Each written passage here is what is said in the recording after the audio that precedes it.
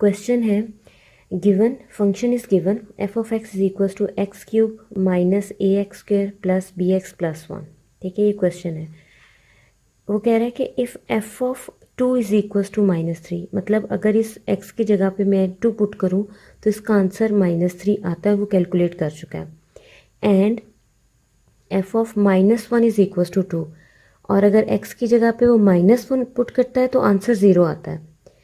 Find the values of a and b. हमने क्या करना है, इस ए और बी की वैल्यू निकालनी है। अब जो इन्फॉर्मेशन उसने हमें दी है कि F of two is equal to minus three और F of minus one is equal to zero, हम पहले इसको अप्लाई करके चेक करते हैं, क्योंकि हमारे पास ए और बी का भी आंसर नहीं है। अगर हम इनको पुट करें तो ये इक्वेशन क्या बिहेव करती है। तो हमारे पास ये आएगा, पहले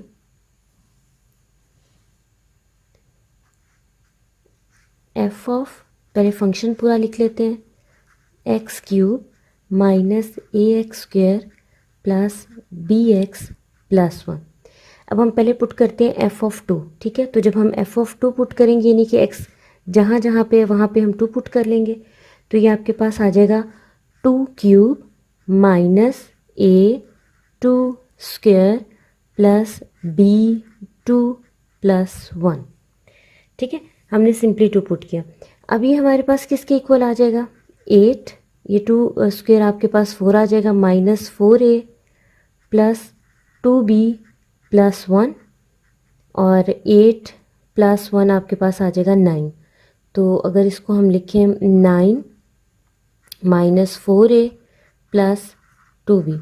अब उसने क्या कहा था कि ये पूरा आंसर जो है माइनस थ्री के इक्वल है। तो जो हमारे पास टर्म आई है, इसको हम अगर माइनस थ्री के इक्वल रख दें तो ये आपके पास आ जाएगा nine minus four a plus two b is equals to minus three.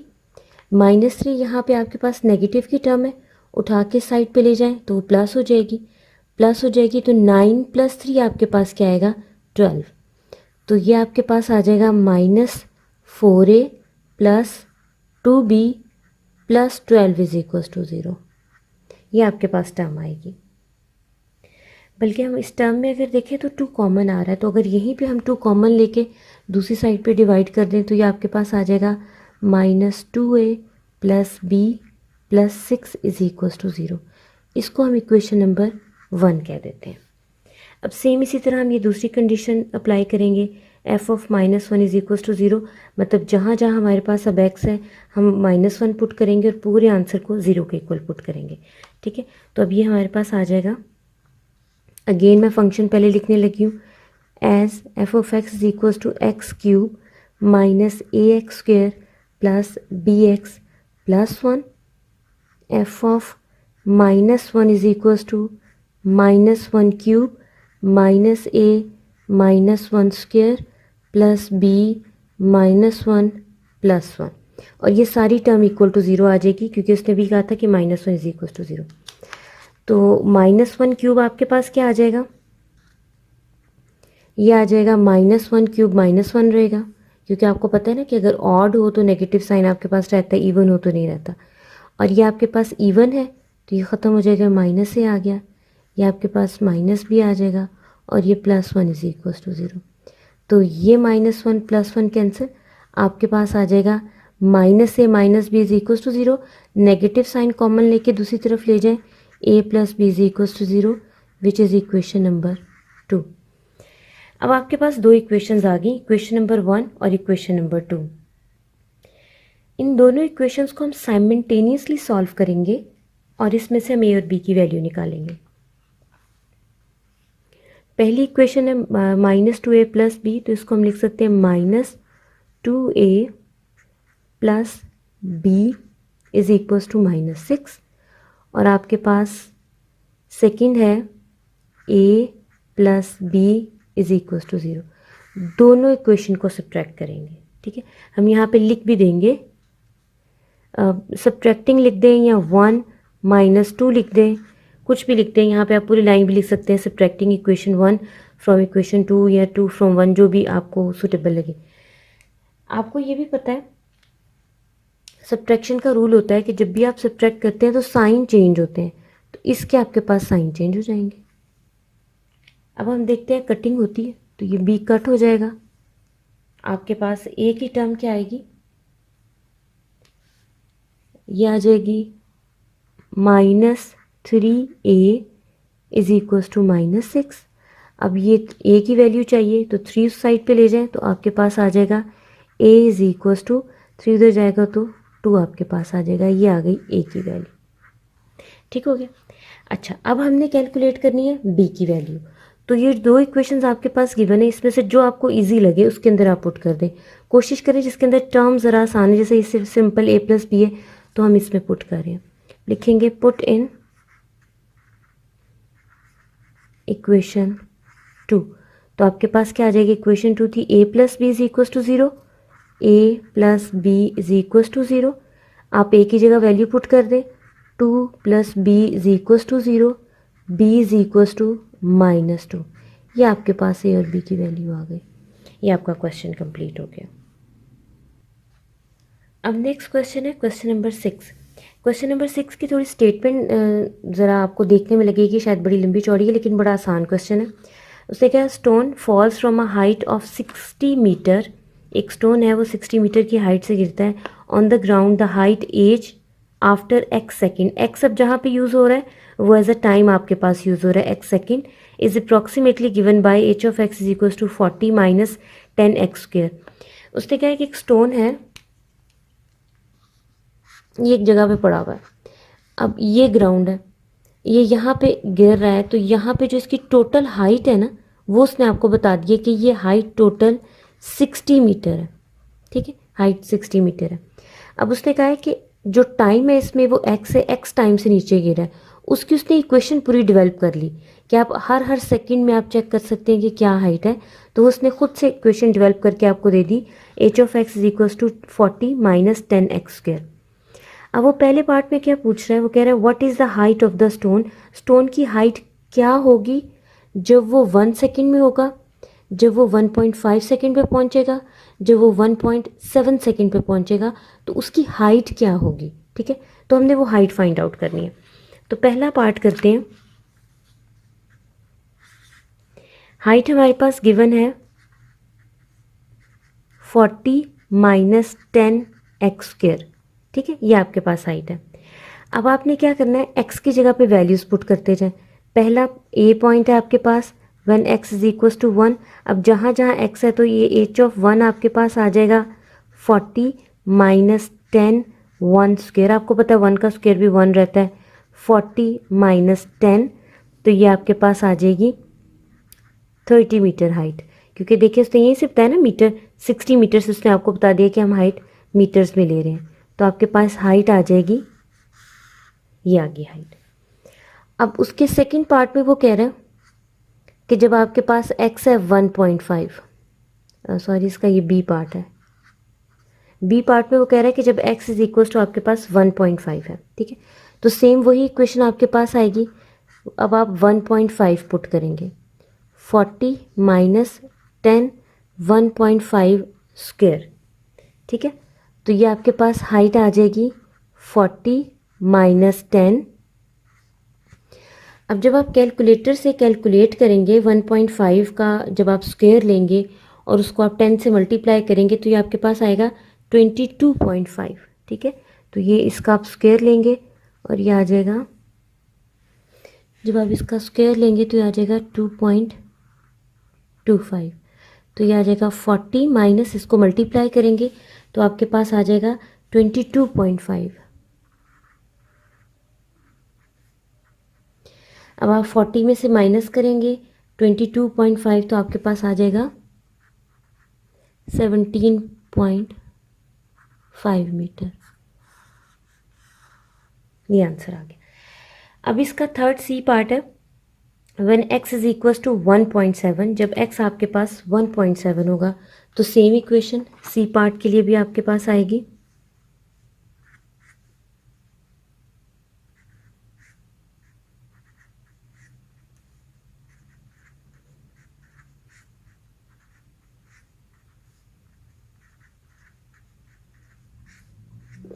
अब आप 1.7 का जब स्क्वायर लेंगे तो आपके पास आएगा 2.89, तो ये आ जाएगा 2.89, तो जब 10 से मल्टीप्लाई होगा तो 10 माइनस 28.9, और जब आप इसको माइनस करेंगे 40 में से तो ये आ जाएगा आपके पास 11.1 आएगा मीटर। ठीक हो गया, तो ये हाइट आपके पास आ जाएगी थर्ड पार्ट की। अच्छा, अब इसका इंटरेस्टिंग पार्ट है जो इसका सेकंड वाला, ये तो फर्स्ट पार्ट के हमने 3 पार्ट किए ना, आगे से फर्दर ABC। अब इसका सेकंड वाला पार्ट है, वो पूछ रहा है when does the stone strike the ground. वो कहता है कि अब ये तो आपने बता दिया कि जब 1 सेकेंड पे पहुंचा था, 1.5, 1.7 पे। अब वो कह रहा है जब ये ज़मीन पे टकरा गया है, जब ये ज़मीन पे ग्राउंड पे आ गया है, तो कितना टाइम इसको लगा ग्राउंड पे आने के लिए। मतलब अब हमें क्या चाहिए, अब हमें टाइम चाहिए कि कितना टाइम लगा। तो इसका मतलब है इसका सेकेंड पार्ट में हमने क्या करना है, इक्वेशन हमें दी हुई है 40 माइनस 10x²। जब वो ग्राउंड पे आके गिरा है तो उसकी हाइट तो ज़ीरो होगी ना। जब इस जगह पे कोई चीज़ आ गई है तो उसकी हाइट आपके पास यहाँ पे क्या हो जाएगी, ज़ीरो। तो हम पुट करेंगे h0, तो ये आ जाएगा 0, 40 माइनस 10x²। इसमें से हमें x की वैल्यू निकालनी है। ठीक है, तो ये आपके पास आ जाएगा 10x² is equals to 40, x² is equals to 4, और x आपके पास आ जाएगा, x आपके पास स्क्वायर में, तो जब आप इसका स्क्वायर रूट ले लेंगे तो आपके पास +-2 आएगा। ठीक है, अब आपने इसमें से चूज़ करना है कि आपका टाइम क्या है, वेदर इट इज़ +2 और -2। और आपको पता है कि टाइम कभी नेगेटिव नहीं होता, पॉजिटिव होता है। तो आपका आंसर आएगा x इज इक्वल्स टू 2। ये आपका रिक्वायर आंसर आ गया। ठीक हो गया। अच्छा जी, अब देखते हैं नेक्स्ट क्वेश्चन। नेक्स्ट क्वेश्चन है क्वेश्चन नंबर 7। क्वेश्चन की स्टेटमेंट है, show that the parametric equations x is equals to at², y is equals to 2at represent the equation of parabola which is equals to y² is equals to 4x।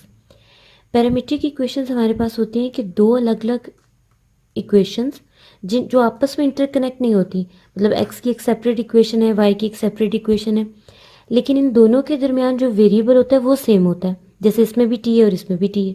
ठीक है, ऐसी equations मिलके एक नई equations बनाती हैं। ठीक है, जैसे x और y की दोनों अलग अलग इक्वेशंस हैं, ये मिलके इक्वेशन ऑफ पैराबोला बना रही हैं। ये उसने कहा है कि बना रही हैं, आप बना के बताएं कि कैसे बना रही हैं।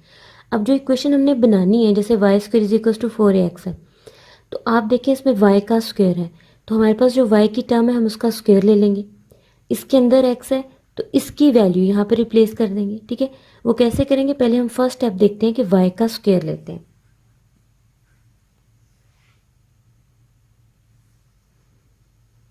फर्स्ट इक्वेशन है आपके पास है y is equals to 2at।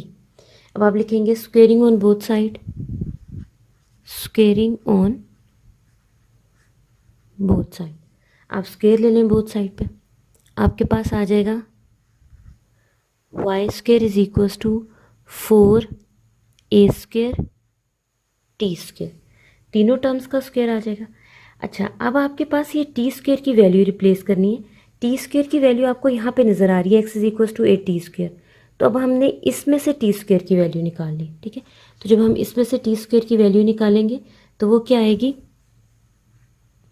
लिखेंगे as x is equals to at² है, तो x ओवर a आपके पास आ गया t²। अब ये जो t² की वैल्यू है वो हमने इस जगह पे पुट करनी है, तो आ जाएगा y² is equals to 4a² x over a। तो ये जो a है इसके स्क्वायर से कैंसिल, तो आपके पास क्या आ जाएगा, y² is equals to 4ax। अब आप देखिए क्या यही इक्वेशन ऑफ पैराबोला उसने नहीं कही थी आपको कैलकुलेट करने के लिए, यही कही थी ना, बिल्कुल सेम इसी तरह। अब हम आते हैं इसके सेकंड पार्ट की तरफ।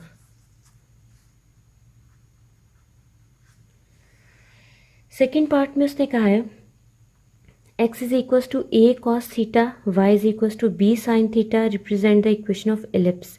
अगेन दो पैरामीट्रिक इक्वेशन है, दोनों के अंदर थीटा वेरिएबल सेम है। ठीक है, तो उसने कहा इक्वेशन ऑफ इलिप्स बनानी है।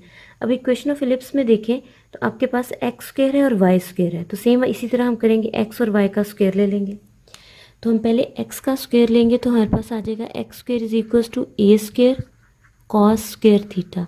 तो इसको हम लिख सकते हैं x square over a square is equals to cos square theta. इसको इक्वेशन 1 कह देते हैं। अब वाई वाली इक्वेशन का स्क्वायर लेंगे तो y square is equals to b square sine square theta. तो y square over b square आ जाएगा साइन स्क्वायर थीटा। ये इक्वेशन नंबर 2 आ गई। अब इन दोनों को आप ऐड कर लें, क्योंकि ये देखिए दरमियान में प्लस का साइन है ना, तो आप दोनों को ऐड करेंगे। हम लिखेंगे एडिंग इक्वेशन 1 एंड 2। तो ये आ जाएगा x square over a square y square over b square. तो राइट में राइट साइड ऐड, लेफ्ट में लेफ्ट साइड ऐड, तो आ जाएगा cos square theta plus sine square theta. अब ये कॉस स्क्वायर थीटा और साइन स्क्वायर थीटा किसके इक्वल होते हैं? 1 के इक्वल। ये आपके पास आइडेंटिटी है, ठीक है, ट्रिग्नोमेट्रिक आइडेंटिटी। तो ये आपके पास आ जाएगा x square over a square y square over b square which is equals to 1। तो यही चीज़ आपने प्रूव करनी थी। मैं दोबारा बता देती हूँ कि ये आपके पास एक ट्रिग्नोमेट्रिक आइडेंटिटी है, ये टर्म, ठीक है। तो ये आपके पास इक्वल टू 1 आती है, ये इक्वल टू 1 होती है, इसलिए आपके पास 1 आ गया। ठीक हो गया। नेक्स्ट क्वेश्चन हमारे पास है determine whether the given function F is even और ऑड। ठीक है, हमने ये बताना है कि हमारे पास ये जो फंक्शंस दिए हुए हैं ये इवन है या ऑड। ठीक है, तो सबसे पहले हम इवन और ऑड की डेफिनेशन पढ़ लेते हैं। ठीक है, आपके पास कोई फंक्शन इवन कब होता है? अगर आपके पास कोई भी फंक्शन गिवन है, एफ ऑफ एक्स कोई भी फंक्शन आपके पास गिवन है, आपने क्या करना है, पुट कर देना है या रिप्लेस कह लें, एक्स की जगह पे माइनस एक्स पुट कर देना है। ठीक है, आपने पुट कर दिया तो आपके पास आ गया एक्स माइनस एक्स। यहाँ तो आपने माइनस एक्स पुट किया ना, तो अगर आपके पास आंसर में कोई फ़र्क नहीं पड़ता उस नेगेटिव साइन को पुट करने से, कोई फ़र्क नहीं पड़ता, आपके पास दोबारा क्वेश्चन आ जाता है तो आप कहेंगे गिवन फंक्शन इज़ इवन। अब ऑड की डेफिनेशन देख लें। आपने सेम स्टेप किए, आपके पास कोई फंक्शन था, आपने वैल्यू पुट की एक्स की, जहाँ जहाँ एक्स था उसको माइनस एक्स से रिप्लेस किया, और आपके पास जो आंसर आया है वो एफ ऑफ एक्स तो आ गया है, मतलब जो क्वेश्चन था वही वापस आ गया, लेकिन एक नेगेटिव साइन कॉमन लेने से आया। ठीक है, तो हम कहेंगे ये फंक्शन हमारे पास ऑड है। ठीक है, ये इवन ऑड में दोनों में आपने ज़रा इसको जहन में रखना है। अब हम अप्लाई करते हैं इसको क्वेश्चन में। तो पहले हम करते हैं 5th पार्ट में।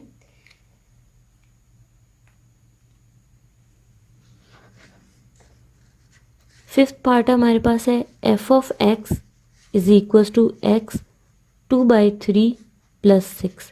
तो हम रिप्लेस कर देंगे या पुट कर देंगे, जो मर्ज़ी आप वर्ड यूज़ कर लें। हम पुट करेंगे एक्स की जगह पे माइनस एक्स, लेफ़्ट और राइट बोथ साइड पे हम ये काम करेंगे। ठीक है, तो जब इसको हम पुट करेंगे तो आ जाएगा माइनस एक्स की पावर 2/3 + 6। ठीक हो गया। अब ये जो 2 पावर इसको इनसाइड हम लेके जा सकते हैं ना, तो ये आपके पास आ जाएगी माइनस एक्स की पावर 2 और इसकी होल पावर 1/3 + 6। ठीक हो गया।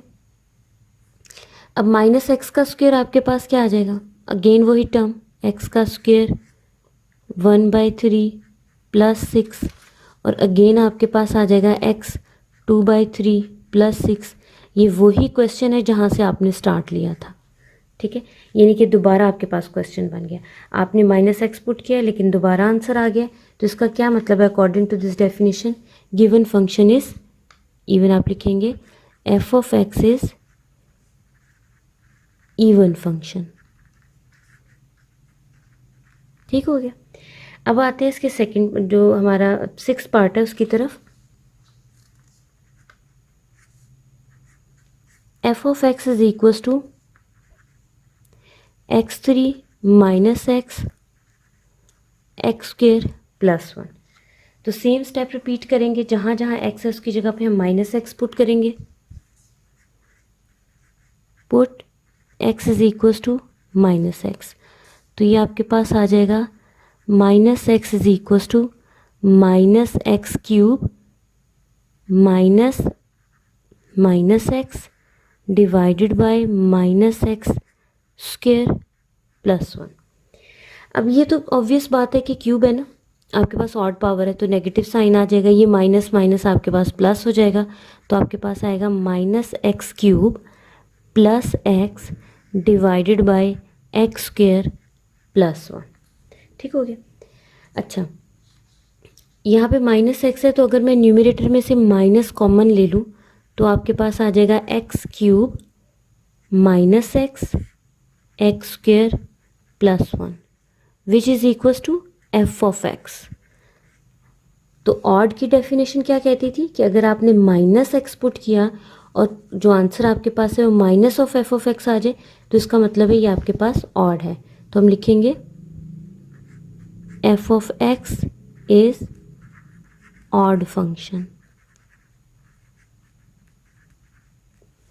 ठीक हो गया। तो ये था हमारा इवन ऑड वाला क्वेश्चन। तो इस क्वेश्चन के साथ ही हमारी एक्सरसाइज 1.1 कंप्लीट हो जाती है।